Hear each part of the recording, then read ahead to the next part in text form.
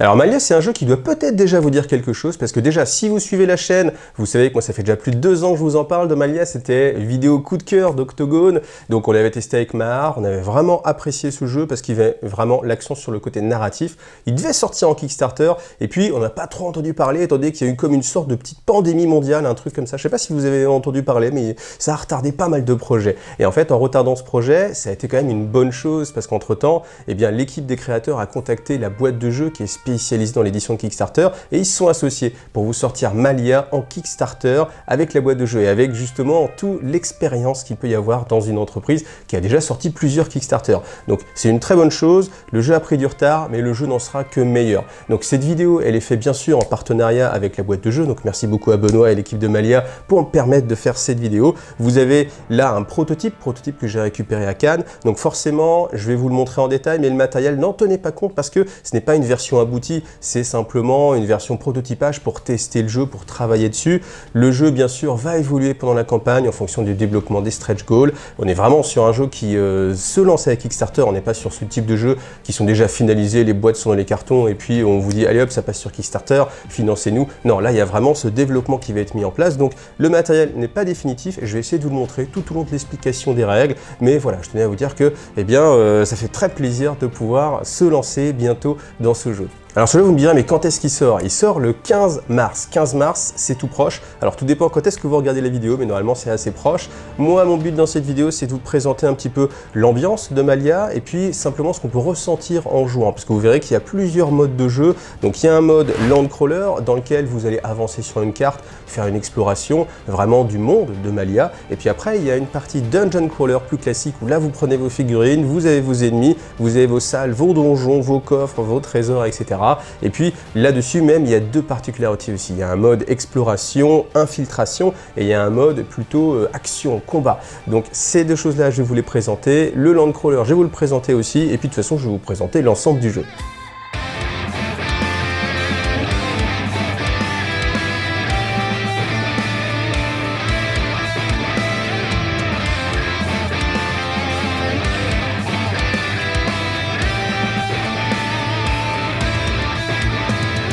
Alors la moindre des choses pour commencer, c'est de faire un peu preuve de politesse et de vous présenter votre avatar. Donc il y a 4 races, les anciens, les Sulks, les Urberg et les Yoctal. Donc vous n'êtes pas simplement un Yoctal parmi tant d'autres, vous êtes un éveillé. L'éveillé, c'est ceux qui ont la capacité d'utiliser l'aura. L'aura, c'est une puissance magique qui va vous permettre d'accomplir des choses inatteignables pour le commun des mortels.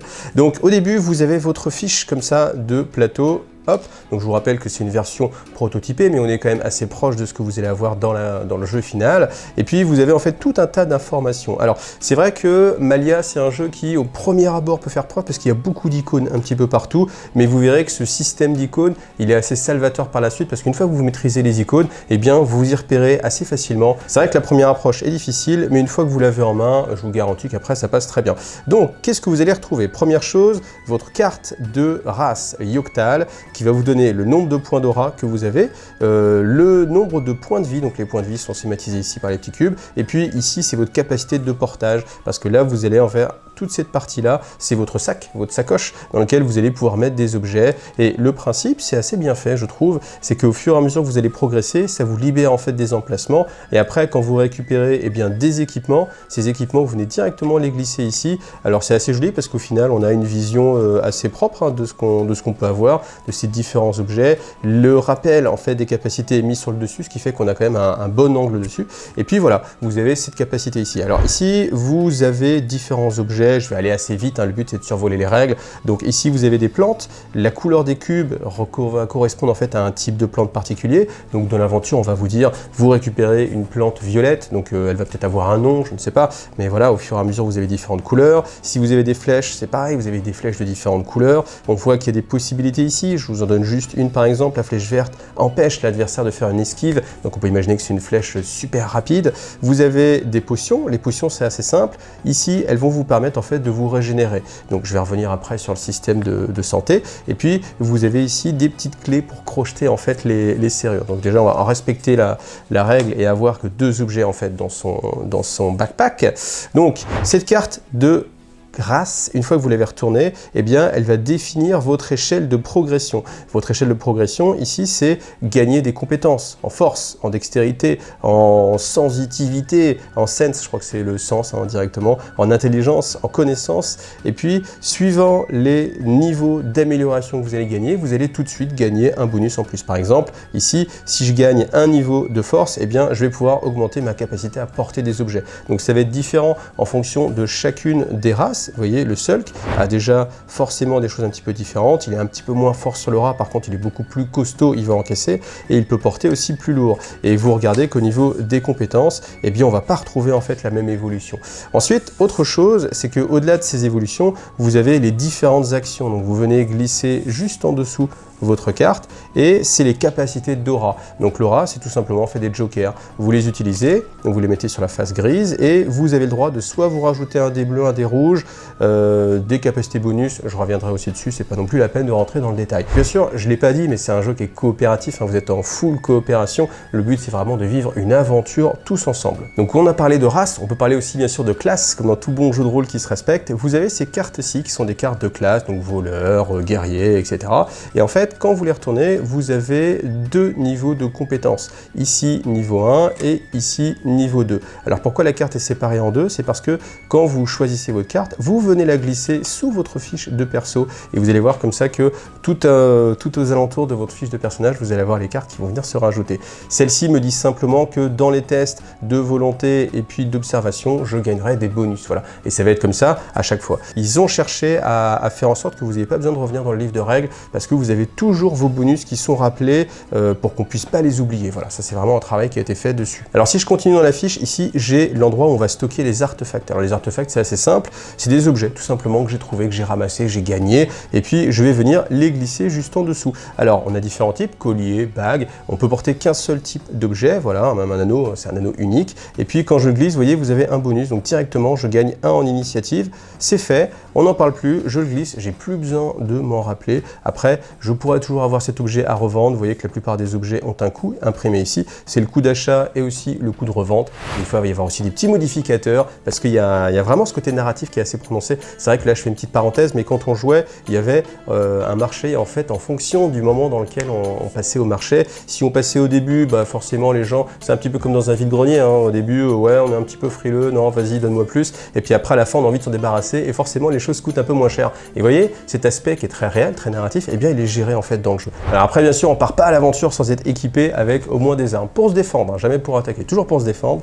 Et dans ces équipements, vous avez donc le coût pour les acheter, pour les vendre, et puis différentes lignes. La première ligne, c'est la ligne de base, ça, vous y avez accès tout le temps. Ensuite, vous avez des lignes qui soit ne demandent aucun prérequis, c'est le cas ici. Donc là, pour 3 points d'action, on verra ce que c'est, je peux lancer 2 dés rouges. Si jamais j'ai la compétence force niveau 2, c'est le cas, eh bien j'ai accès à cette ligne en plus. Si jamais j'ai la connaissance niveau 4, j'ai aussi accès à cette ligne en plus. Et après, vous allez voir en mode combat qu'on va pouvoir les déclencher. Donc tout simplement, en fonction de mon niveau, je vais le glisser. Donc là, comme j'ai pas la connaissance niveau 4, je le reste ici. Donc ça me permet visuellement en fait de simplifier les choses parce que j'ai pas toutes les informations, j'ai simplement celles que je peux utiliser. Et puis rattaché aussi, j'ai des bonus de défense.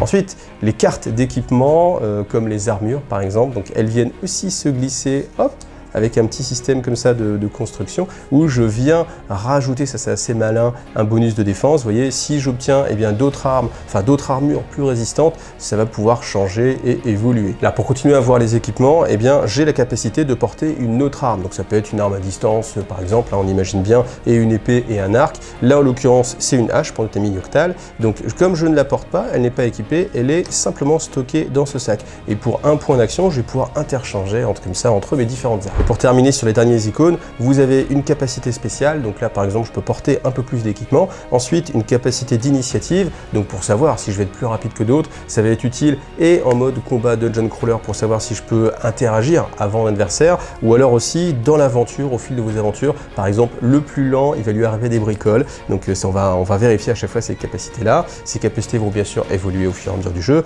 vous avez le mouvement pour savoir le nombre de cases dont vous pouvez bouger, et puis aussi les actions, donc ça c'est un décompte simplement simplement pour le nombre d'actions. Ça aussi c'est pareil, ça va plutôt être sur le dungeon crawler. Et maintenant qu'on a vu ça, on va commencer avec la phase d'exploration qui est la phase de land crawler.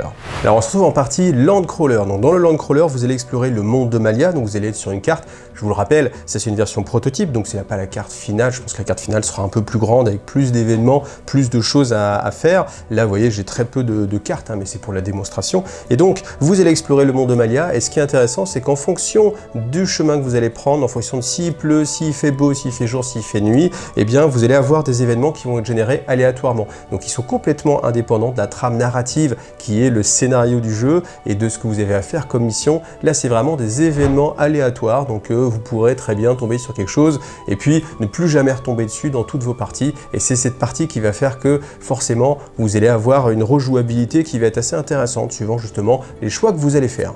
Alors tout au long de l'aventure, vous allez toujours utiliser votre livre de scénario. Donc là, dans la démonstration, c'est ce livre-là. Ce ne sera encore une fois pas la version finalisée, quoique il y a quand même des illustrations. Enfin, vous voyez, quand on voit la qualité des illustrations, enfin Cyril, qui est à la direction artistique, il a fait un travail de fou depuis des années sur l'univers de Malia. Donc ça se ressent tout au long de l'aventure parce que à chaque fois que vous tournez les pages de ce livre de scénario, eh bien vous tombez sur plein d'illustrations et on sent que le monde il n'a pas été pondu comme ça en 2-3 heures, ni 2-3 jours, ni 2-3 ans d'ailleurs.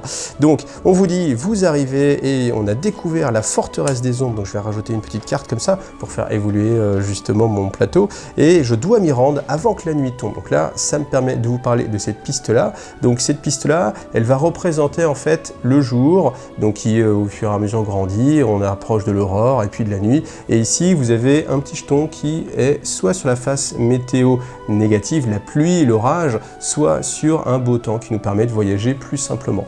Donc première chose, on est tous ici, il n'y a pas de figurine dans cette partie-là, on est représenté par le groupe et le groupe va prendre des décisions tous ensemble. Donc on se met d'accord sur ce qu'on va faire. Alors première chose, le groupe ne peut pas se déplacer librement. Pour se déplacer, il faut en fait des points de mouvement, et ces points de mouvement, on va les gagner au fur et à mesure de nos découvertes. Donc première chose, on va explorer la tuile sur laquelle on est. Donc pour ce faire, je pioche une tuile en fonction de si c'est le jour ou la nuit. Là, c'est le début, c'est le jour, donc je pioche ma tuile. Premier élément à prendre en compte, la carte a deux côtés. Est-ce que je suis bien dans cet environnement-là? Là, oui, c'est les plaines, ça tombe bien, je suis dans les plaines, ça veut dire que je vais résoudre cette partie-là. Si ce n'était pas le cas, j'aurais retourné la carte et en fonction de l'endroit dans lequel j'étais, j'aurais gagné tout simplement des petits pions de mouvement. Donc là, en l'occurrence, c'est le cas. Donc je prends cette carte-là, magnifiquement illustrée encore une fois, je la glisse en dessous et là, vous voyez que j'ai un petit numéro qui commence à se former. Ensuite, deuxième élément, je regarde, est-ce qu'il fait beau ou pas? Oui, il fait beau, donc je vais piocher une carte ici. C'est aussi une carte qui a deux côtés. Donc un côté il fait beau, un côté il fait moche. Là en l'occurrence c'est il fait beau. Donc je viens glisser dans le sens de la flèche la carte en dessous et ça va me former un numéro 0101. Et dans le jeu vous aurez deux types d'événements, les événements générés aléatoirement, ceux qui sont sous cette forme là 0101 et ceux qui sont des événements scénarisés, et là c'est un seul numéro. Donc là par exemple ça aurait été 101. Donc dans le livre de scénario, eh bien vous voyez j'ai quelques événements. Donc 0101, l'équinoxe des rois, cette période est célèbre partout dans la région et il y a plein de villages où il se passe des choses. À rendez-vous en 01. Donc là par contre quand j'ai un chiffre dans un losange, il faut que je regarde dans le livret de scénario qui est donc spécifique à la mission. Donc vous approchez du centre du village, vous avez plusieurs choix. Donc participer à une épreuve de force, c'est un petit peu la fête. Tester votre adresse en renversant des boîtes à l'aide de petites balles. Assister à la pièce de théâtre qui semble débuter ou vous rendre aux étals des marchands. Donc suivant votre choix, imaginons on va aller faire un petit tour de force évidemment, donc 71, je prends le scénario, on avance, bien joué. Donc des gens sont massés en cercle, etc. Je vous passe le scénario. Pour participer, vous devez miser de l'or. Donc au début, on a commencé la partie avec 5 or chacun. L'or, on le mise, voilà, en misant 2-3 heures. Et on peut soit participer ou soit décider de s'éloigner. Nous, on a envie de jouer.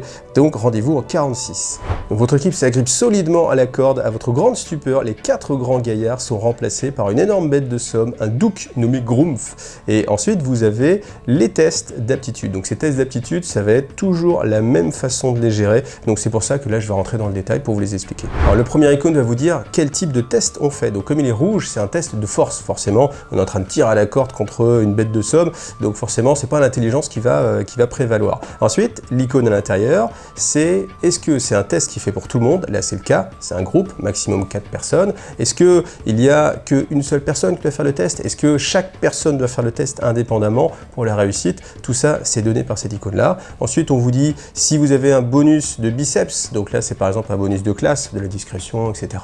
Vous allez avoir une face bonus sur les dés. Là, ça ne va pas être le cas. Vous avez l'icône d'opposition, donc ça, vous le retrouvez toujours, et le nombre de dés lancés par les adversaires pour le test. Donc là, en l'occurrence, ça fait 2 dés noirs. Donc je regarde ma compétence de force. Ici, je suis à 2, donc ça veut dire que j'ai le droit de lancer 2 dés blancs. Et c'est là qu'interviennent les bonus d'aura. Vous voyez, je peux dépenser une aura pour améliorer temporairement pour un test, en l'occurrence, ma compétence. Donc j'ai envie de décider, je me dis oui, allez, soyons forts, donc soyons plus forts. Je dépense de l'aura et j'ai le droit de passer à 3. C'est juste maintenant, je ne modifie pas le marqueur. Par contre, je sais que je suis à 3 pour l'ensemble du test, ce qui me permet de lancer 3 dés. Quand je lance les dés, tout simplement, on va comptabiliser le nombre de succès. Donc là, soit j'ai directement le pouce vert, ça veut dire que ça marche, je comptabilise 2 succès, soit j'ai ce symbole spécial qui n'est déclenché que si jamais j'ai la compétence associée, les biceps, je ne les ai pas, donc ça compte comme une face blanche. Et puis là, j'ai eu de la chance parce que l'adversaire n'en fait, le jeu n'a fait aucune main rouge, donc je peux continuer. Donc il faut obtenir entre 0 et 6 ou jusqu'à 7. L'idée, c'est que je peux soit m'arrêter maintenant et aller regarder ce qui se passe, donc rendez-vous page 55, ou alors continuer parce que je me sens un petit peu chanceux. Alors je me dis, allez, on va continuer pour le jeu, je vais essayer d'aller jusqu'à 7, on continue. Donc là, une main rouge, c'est pas bon, 2 mains vertes, donc ça, c'est plutôt positif. Donc là, je vois que je suis à 4. 4, 5, 6, 7, il faut que je fasse encore 3 réussites. Sachant que si jamais sur un des dés, il y a une face rouge qui apparaît, ce sera l'échec. Donc, ce qu'on peut faire, c'est qu'on peut quand même tenter sa chance. Donc je tente ma chance. Allez, soyons fous. Voilà, ce n'est pas truqué, ça a été fait devant la caméra en une seule prise. Donc 4, 5, 6, 7, j'ai réussi mon test. Donc je vais pouvoir aller voir en 111. Dans un cri de victoire, vous tirez une dernière fois sur la corde, faisant chuter l'animal dans un bruit sourd. Les spectateurs ébahis vous félicitent alors que le double se remet sur ses pattes, couvert de boue. Un des responsables vous tend votre part des paris. Satisfait, vous empochez l'or avant de vous éloigner de la place centrale. Et vous doublez votre mise. Voilà, donc ça c'est le petit bonus. Ensuite, vous avez toujours des possibilités, c'est vraiment très fluide. Donc la fête semble toucher à sa fin, vous pouvez flâner à côté des étals marchandes ou alors quitter sans plus attendre le village. Voilà, je ne vais pas aller plus loin pour vous gâcher en fait le suspense, mais vous savez maintenant comment on va gérer ces différents types d'événements. Alors, autre possibilité maintenant, vous vous rappelez, le but c'est toujours d'aller sur la Fortress of Shadow. Je vais piocher une carte. Donc là ça me dit, est-ce que je suis dans la forêt? Non, ce n'est pas le cas parce que je n'ai pas bougé, je suis toujours dans la plaine, donc je retourne la carte. Est-ce que je suis dans une plaine? Oui, auquel cas je vais gagner un pion de mouvement. Par contre, cette carte vient se glisser ici, juste en dessous, et vous voyez qu'au fur et à mesure, la piste avance et on va se rapprocher dangereusement de la nuit. Alors, on imagine, j'ai pas été au bout, mais peut-être que j'ai gagné déjà un pion de mouvement suite à ma balade dans le petit village. Donc là, avec ce deuxième ici, maintenant j'ai la possibilité de soit quand même continuer à piocher une carte, on ne sait pas ce qui peut se passer, ou alors dépenser en fait ces deux-là pour grimper. Donc je peux aller, grimper pour avancer, donc je peux me déplacer au jeu. Alors je pourrais revenir sur cette ville-là, mais comme le but c'est quand même d'aller là avant que la nuit tombe, j'avance, donc je consomme mes 2 points de mouvement parce qu'il fait beau, voilà. Hop, et maintenant, eh bien, je suis dans la forêt. Donc au fur et à mesure de votre aventure, vous allez piocher d'autres cartes. Voilà, à chaque fois en fonction de s'il fait beau ou pas, vous allez avoir des événements différents. Si vous êtes dans une forêt, la montagne, dans l'eau, etc., il va se passer des choses différentes. Et enfin, quand vous pouvez arriver à la Fortress of Shadow, 108, on reprend le livret de scénario et on va lire ce qui se passe en 108. Donc on a des bonus. Vous voyez, en fait, c'est ça qui est bien fait avec les icônes, c'est que soit vous lisez, donc chaque héros gagne un niveau d'évolution, ou alors vous avez les icônes qui représentent exactement la même chose. L'icône du casque, les héros, le symbole infini, ça veut dire chaque héros va gagner ce qui suit, donc une augmentation de compétences. Voilà. Ensuite, réactiver 3 points d'aura, plus 3 auras. Voilà. C'est ce mécanisme-là en fait qui fait la richesse du jeu, c'est qu'après, soit vous lisez, soit vous regardez simplement les symboles. Bon. Ensuite, on vous donne plusieurs possibilités toujours. Est-ce que pour rentrer dans ce château, je vais escalader? Est-ce que je vais passer par les égouts? Est-ce que je vais rentrer dans une charrette? Et en fonction de ces choix-là, eh bien, le jeu va évoluer. Vous pouvez rester en mode exploration dungeon crawler, ou alors passer en mode combat, ou alors rester sur le land crawler l'exploration. Ça va vraiment dépendre de vos choix. Donc comme je suis un enfant des années 80, pour rendre hommage aux Tortues Ninja, je passe par les égouts, et par les égouts, donc j'aurai un test de force à faire. Si je réussis, on va dire que oui, parce que je suis très fort, hein, vous l'avez vu tout à l'heure. Rendez-vous page 19, donc je vais page 19.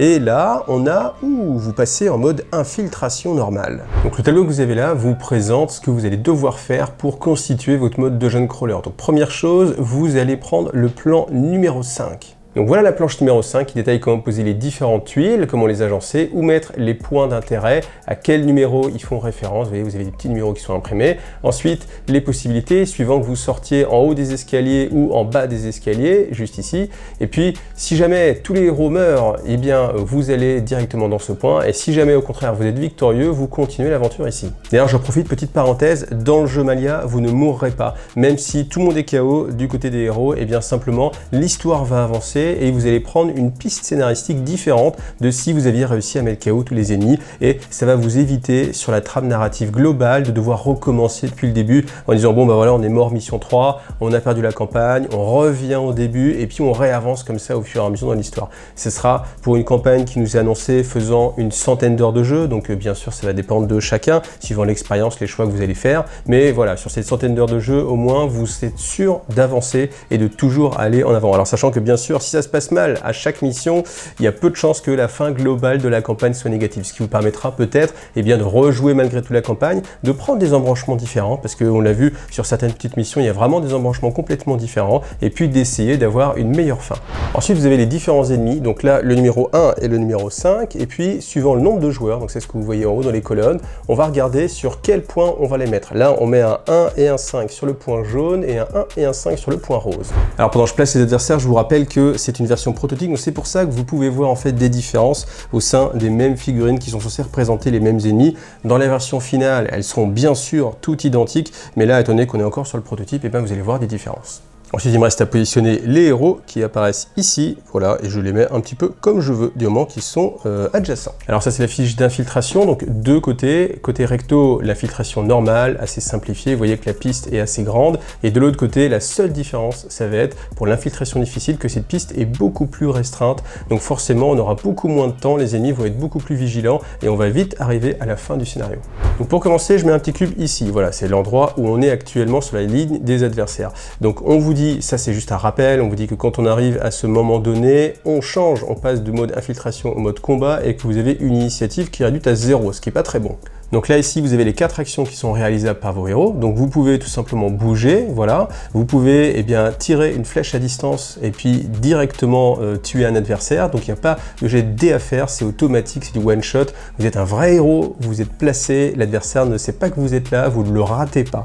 Ensuite, vous avez la même chose au corps à corps. La petite différence, c'est que c'est moins cher en coup d'action de le faire au corps à corps, parce qu'il y a moins besoin de se concentrer. Et puis, à chaque fois, vous allez générer un cadavre, oui, parce que le corps ne disparaît pas, ne s'évapore pas. Par contre, quand vous faites un tir, il y a un bruit, le cadavre tombe au sol, le gars peut crier un petit peu, alors que quand c'est au corps à corps, vous lui mettez la main sur la bouche, vous le bâillonnez, clac, petite clé, et on n'en parle plus. Ensuite, pour se débarrasser des corps, eh bien, vous avez la possibilité pour une action, ici c'est le prix des actions, de déplacer en fait le corps autour de vous. Alors les 4 symboles que vous avez ici sont simplement des rappels, donc le rappel que si vous lancez 3 dés blancs, eh bien à la place, ça se transforme en un dé noir, qui est beaucoup plus dangereux pour les héros, parce qu'il y a une phase spéciale qui met directement fin à l'infiltration, donc si vous tombez dessus, c'est fini l'infiltration, on passe en mode combat directement. C'est la même chose ici si vous arrivez au bout du paquet des cartes à piocher. Donc voilà, faites attention, ça peut arriver malgré tout. Et puis ici, en fonction du nombre d'éléments lourds que vous possédez, eh bien la face spéciale du dé blanc va aussi faire avancer le cube. Et ce cube, au fur et à mesure du temps, s'il franchit en fait des seuils, vous voyez, ça va changer la vision des ennemis et aussi le nombre de cartes qu'on va piocher. Alors je ne vais pas rentrer vraiment trop dans les détails. Sachez que vous avez des zones infranchissables en rouge, des zones qui vont donner des couverts, des zones d'ombre dans lesquelles on va être moins facilement détectable. L'important, c'est les zones d'intérêt, les zones de sortie et puis les zones de spawn vers lesquelles les ennemis vont se diriger. Donc première chose, c'est autour des héros de jouer. Donc c'est là où les points d'action vont rentrer en ligne de compte. Donc j'ai 6 points d'action. Ces 6 points d'action, je peux les utiliser. Quoi qu'il arrive, j'ai un mouvement gratuit. Ce mouvement gratuit, je peux le faire jusqu'à la valeur de mon mouvement. Donc là, j'ai 5 en l'occurrence, donc je peux faire 5 cases. Je peux tout à fait avancer en diagonale. Donc 1, 2, 3, 4, 5. Voilà. Tous les points de mouvement que je veux faire en plus, par exemple pour aller sur le point d'intérêt, il me faut encore 1, 2, 3 mouvements, je vais dépenser 3 points d'action. Donc 1, 2, 3, hop, et je peux arriver directement ici. Donc vous voyez, bien sûr, il n'y a pas 136 pions parce qu'il y a 136 numéros, vous avez simplement un point d'intérêt, vous vous référez ici et vous savez que là je suis au point 33. Une lourde porte renforcée est fermée, une tête d'aigle est gravée sur cette dernière. Donc bien sûr, on imagine qu'il va falloir une clé. Pour l'instant, j'ai pas encore la clé, peut-être qu'il faut aller fouiller par là, peut-être qu'elle est sur un des gardes. Donc en tout cas, je peux finir mon action. Donc j'ai fait un mouvement, c'est tout, même si je l'ai fait en plusieurs fois. Donc je vais jeter un dé d'alerte. Je jette ce dé là. Voilà, on avance de 1, donc tout simplement sur la piste, hop, on passe ici. Donc c'est maintenant à l'autre joueur de jouer. Donc rappelez-vous que les ennemis n'ont qu'une zone de détection en mode infiltration qui n'est que d'une case. Vous voyez, parce qu'en fait ils sont en train de regarder un petit peu partout, vous êtes camouflé, donc on peut avancer. Regardez, 1, 2, 3, même si je suis au milieu, il ne me détecte pas. 3, 4, 5, j'arrive ici, imaginons que c'était mon mouvement gratuit. Ensuite, eh bien, je vais dépenser à nouveau des points pour venir me cacher par ici. Voilà, je ne suis pas obligé de tout dépenser. Et puis, j'ai fini mon mouvement, donc je jette toujours le petit dé. Est-ce que ça se passe bien? Hop, voilà, une petite face, on avance. Et maintenant, ça va être au tour des adversaires. Alors, les adversaires, on regarde, je vais devoir piocher 2 cartes. Donc, les cartes d'intelligence artificielle, tout simplement, en général, elles sont en 3 parties. Une première, une deuxième et une troisième qui ne sera pas utilisée pour le prototype. Donc ici, vous avez le nombre d'adversaires qui vont être activés. 2 adversaires, ils vont se déplacer de 3 cases en direction du point jaune. Alors le point jaune est ici, sachant que ceux qui ne peuvent pas se déplacer, eh bien, ne se déplacent pas. Donc je vais d'abord bouger celui-ci. Donc 1, 2, 3, voilà, il arrive ici. 1, 2, 3, voilà, ils sont bien paquets, bien regroupés. Ensuite, on continue. On sait que celui qui est sur le point jaune, donc celui-ci, va se déplacer de 3 cases en descendant. Donc vous voyez, il y a le nord est aussi positionné sur la carte, donc comme ça, il n'y a pas de problème. Donc ils peuvent passer à travers les uns les autres, donc 1, 2, 3, il arrive ici, et après, petite particularité, là, il se met en mode vision lointaine. Et en fait, ce qui se passe, c'est qu'il va voir sur les 3 cases à l'infini, 1, 2, 3. Et en fait, ce qui se passe, c'est que, regardez bien, tac, tac, tac, il me voit. Fin de la mission, en mode infiltration, je viens de me faire détecter. Vous voyez que ça peut être vraiment très rapide et que, comme les adversaires ont vraiment des compétences, enfin des déplacements aléatoires, on n'est jamais à l'abri de se faire repérer très très vite. Alors je sais, hein, je vous sens un peu frustré de vous être fait repérer, donc je vais vous montrer ce qui se passe en mode infiltration quand on peut éliminer les adversaires. Donc première chose, je joue avec le Yoctal, donc il a droit à son mouvement gratuit. 1, 2, 3, 4. À partir du moment où je rentre dans la zone de détection, je ne suis pas tout de suite détecté, mais j'ai le droit à une réaction, et cette réaction, elle doit être d'éliminer le personnage qui me détecte. Donc ce que je peux faire, c'est que comme j'ai pour l'instant utilisé juste mon déplacement gratuit, je n'ai pas du tout attaqué ma réserve de points, eh bien je vais utiliser simplement l'étranglement, la clé de bras ou que sais-je, qui va me coûter 4 points d'action. Donc pour 4 points d'action, hop, je vais éliminer directement. Ça c'est bien, il n'y a pas de jet de dés à faire, on est sur une action automatique, vous prenez le gars par surprise, vous le serrez, il est éliminé. Donc forcément, il se transforme en cadavre, et là, attention, là, le garde détecte tout de suite le cadavre. Et c'est pareil, j'ai une opportunité, j'ai une fenêtre d'interruption et je peux intervenir. Donc là, ce qui va se passer, c'est que celle-ci, en fait, les personnages ont la possibilité de se mettre en mode attente. Ça coûte 1 point d'action, imaginons, je l'ai fait avec ce personnage, donc il ne me reste plus que 5 points. 5 points, ça tombe très bien, parce que c'est exactement ce qu'il faut pour faire une attaque à distance. Et l'attaque à distance, je peux la faire maintenant, comme interruption, même si c'était au tour du Yocal de jouer. Donc j'ai interrompu avec mon propre personnage. Je vous rappelle aussi que c'est une chose qu'on peut faire avec les adversaires, c'est-à-dire qu'un adversaire peut venir ici, il va me détecter, je le tue, et j'ai interrompu son tour, et l'alarme n'est pas donnée. Donc là, tout simplement avec mes 5 points d'action, de nouveau, paf, on détruit l'adversaire, on place son cadavre ici, et par contre ça a généré du bruit. Donc on pourra voir après que les adversaires avec les cartes vont pouvoir se déplacer vers le bruit, plutôt que vers les points d'intérêt. Donc c'est aussi pour ça qu'il faut déplacer les cadavres, les mettre autre part, pour pas laisser trop de zones de détection. Parce que même si mes personnages sont loin, si jamais il y en a un qui vient vers le bruit, ben je note 3, 1, 2, 3, et hop, il arrive vers le bruit, il voit qu'il y a un cadavre, c'est pareil. Fin de l'infiltration, on passe au mode combat. Et vous verrez qu'au mode combat, c'est beaucoup plus difficile de tuer les adversaires. Alors bien sûr, hein, dans le mode infiltration, vous pouvez tout à fait vous retrouver à devoir refaire des tests de compétences sur vos compétences pour crocheter une serrure, déchiffrer un ouvrage, un manuscrit, essayer de trouver quelque chose, fouiller quelque chose dans la pièce, etc. Donc il y a vraiment ce côté narratif qui reste présent dans le côté infiltration. Et maintenant, on passe au mode combat. Alors maintenant qu'on est en mode combat, on va plus du tout s'occuper de ce tableau ni des cartes d'intelligence artificielle. Par contre, là, on vient vraiment regarder le détail des cartes des personnages. D'abord, on regarde l'initiative. Alors normalement, dans la version finale, vous aurez une fiche d'initiative, une petite bande dans laquelle on va venir intercaler en fait les personnages. Là, je regarde 4 d'initiative pour les 2 avec les épées, celui avec la lance 2 d'initiative, les miens, elle, à 4, lui à 5, donc c'est lui qui va potentiellement agir en premier. Celle-ci est à égalité avec les ennemis et c'est les joueurs qui décident. Donc là, je vais décider de jouer en premier, hein, si je peux le tuer avant qu'il me tue, ce sera quand même beaucoup plus sympathique. Alors une des possibilités que vous avez, c'est d'utiliser en fait vos points d'action pour aussi booster votre initiative. Alors c'est temporaire, mais ça peut permettre par exemple justement si eux étaient à 5 et moi à 4, je peux faire passer mon personnage à 5 pour ce tour-là uniquement et me permettre justement d'agir avant. Deuxième étape, on va renforcer en fait les adversaires. Donc vous avez des tuiles au hasard, on les pioche et là lui va gagner un des rouges, enfin tous ceux-là vont gagner un des rouges et eux vont gagner un point d'initiative. Ça peut changer des choses, vous voyez, parce que justement si je me suis laissé, si ça avait été le contraire, eh bien eux agiraient avant moi parce que là on serait plus à égalité. Donc faut y faire attention, des fois il vaut mieux même assurer le coup. Et puis vous gagnez aussi 2 points de déplacement en plus. Le déplacement vous l'avez sur le côté, ici, donc là vont passer à 7 et eux restent à 4. Ensuite vous avez les points de vie des adversaires, 4 et 4, et puis on va simplement s'occuper de leur attaque, leur défense, ça je vous l'expliquerai un peu plus tard. Donc directement je vais utiliser mon mouvement gratuit de 5, 1, 2, 3, 4. Je suis adjacent à un ennemi, ça met fin à mon mouvement et je vais interagir avec lui avec un bon petit coup d'épée. Alors en fonction des compétences et des talents que j'ai débloqués, pour l'instant je n'ai pas accès à la dernière ligne, j'ai accès qu'aux 3 premières. Donc la première me dit que les phases spéciales sur le dé causeront un dommage et un bonus. Ensuite, si je dépense 3 points d'action, je vais pouvoir lancer 2 dés rouges. Si jamais je rajoute un point d'action, je vais rajouter un dé jaune. Et il ne faut pas oublier que vous avez la capacité d'utiliser vos points d'aura. Donc là, pour un point d'aura, j'ai le choix. Soit un dé bleu, c'est un dé de défense, pour l'instant je ne vais pas l'utiliser, soit un dé rouge. Et là, j'ai envie de l'utiliser. Donc imaginons que je fasse une petite attaque assez simple. Je vais utiliser mes 3 points d'action, plus un point d'aura, donc que je viens utiliser pour gagner un dé rouge en plus. Je me retrouve avec 3 dés rouges que je lance, donc là c'est pas mal. Imaginons pour le besoin de la démonstration, voilà, imaginons je suis comme ça, donc j'ai fait 1, 2, 3, 4 et spécial. On regarde, le spécial me donne une touche en plus. Alors c'est là où on vient regarder les capacités défensives de l'adversaire, donc un dé bleu, un dé noir. Alors attention, je lance. Alors le dé noir il est assez dangereux parce qu'il y a une face avec une croix. Si vous faites cette face là, toute l'attaque est évitée, donc c'est assez frustrant. Ensuite, il a fait la phase spéciale. Malheureusement pour lui, ou heureusement pour nous, il n'y a rien qui va déclencher d'effet spécifique. Donc, il est à 0 de défense. Donc, il va prendre directement 1, 2, 3, 4, 5.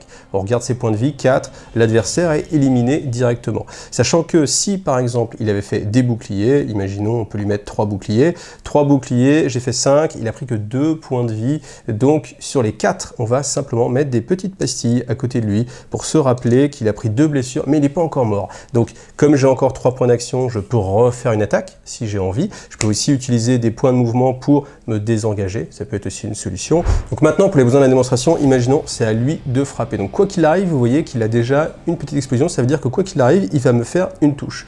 Ensuite, on lance son dé. Donc c'est un simple dé. Ou c'est pas mal quand même. Donc ça fait 3 plus 1, 4. Il va déjà me mettre 4 blessures. Moi, j'ai une défense naturelle de 1 dé bleu, 1 dé noir. Et mon armure me rajoute, quoi qu'il arrive, une attaque de bloqué. Donc l'attaque bonus, elle est déjà bloqué par mon armure. Ensuite, je vais rajouter mon bleu et mon noir, on y va. J'en rajoute 2, donc 2, il n'en reste qu'une. Malheureusement, je vais quand même prendre une blessure.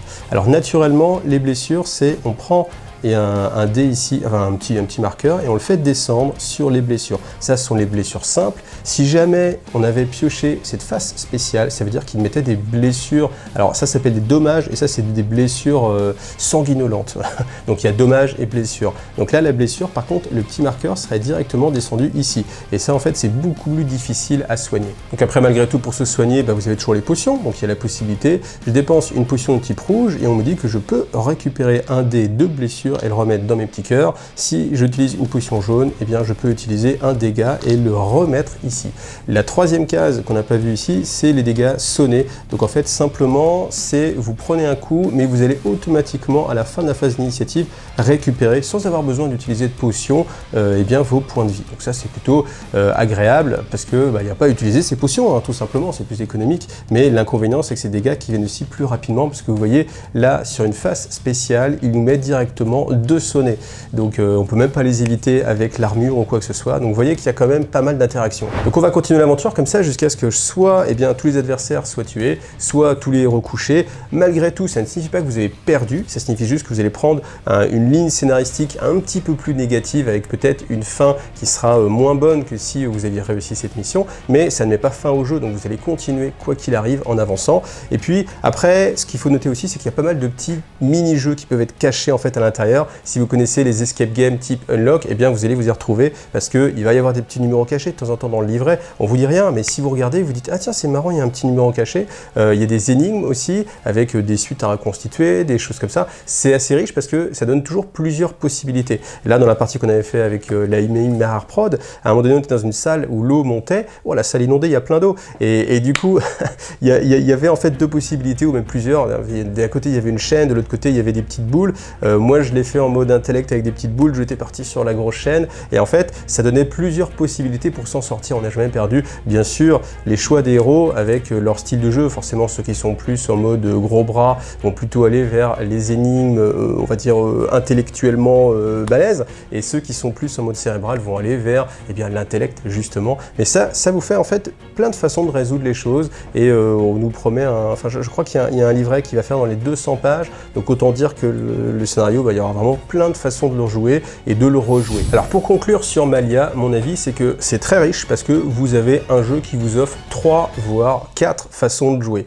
Donc quoi qu'il arrive, vous avez le Landcrawler, ça c'est sympa parce que vous allez explorer un univers, donc c'est vraiment la partie livre dont vous êtes le héros. Vous avancez, il va se passer quelque chose, suivant vos choix, l'histoire va prendre une tournure différente, ça vous l'avez, c'est représenté et c'est surtout sur un univers qui est très riche. Là pour l'instant Malia ça vous parle pas, mais je peux vous dire que la direction artistique et tout le monde a travaillé depuis plus de 6 ans sur l'univers. Donc c'est pas un univers qui est vite fait pondu histoire de jouer à un jeu de figurines, mais c'est vraiment un jeu et avec un système qui est venu se greffer sur une vraie ossature d'un univers vraiment très riche. Vous le voyez dans les illustrations, vous le voyez dans tous les textes qui ont été pondus, donc c'est clair que vous rentrez vraiment dans quelque chose. Donc si ça vous séduit, je pense que vous allez faire un beau voyage. La deuxième partie du jeu, c'est le Dungeon Crawler, et encore le Dungeon Crawler qui est séparé lui-même en 2 parties. Donc le Dungeon Crawler classique en mode combat, j'avoue que c'est celui qui me séduit le moins parce que on est sur quelque chose d'assez traditionnel. Il n'y a rien de révolutionnaire, il y a des déplacements avec des cases, des champs de vision ou pas,